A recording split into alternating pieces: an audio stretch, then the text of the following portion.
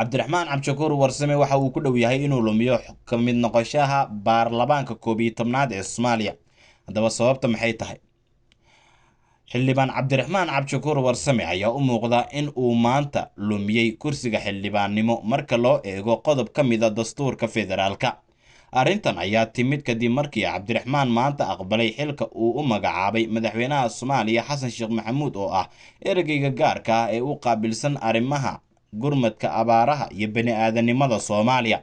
Sababta uu Cabdiraxmaan Cabdishakuur ku weyn karo kursiga xildhibaanka ayaa ah dastuurka ku-meel gaarka ah ee dalka uu leeyahay, gaar ahaan qodobka 59aad oo oranaya in xubinimada baarlamaanka lagu lumin karo haddii uu xildhibaanka aqbalo xil dowladeed oo aan wasiir ahayn.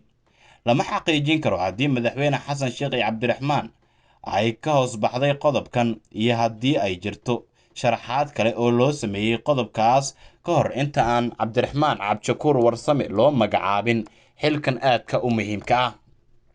Qodobka 59aad sababaha lagu luminayo xubinnimada baarlamaanka federaalka Soomaaliya ayuu si toos ah u sharaxaya. 1.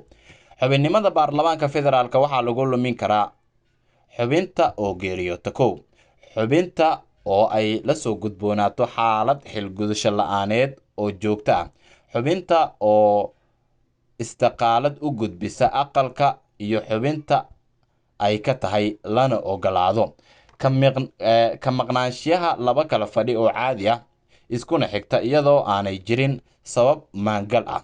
Waxaana muuqanaysa haddii dhammaan qodobadan lagu helo Cabdiraxmaan Cabdishakuur Warsame in qatar xoogan uu gali doono, islamarkaana ay adkaan doonto in Cabdiraxmaan Cabdishakuur Warsame uu xilligan kasii mid ahaado baarlamaanka 11aad ee Soomaaliya.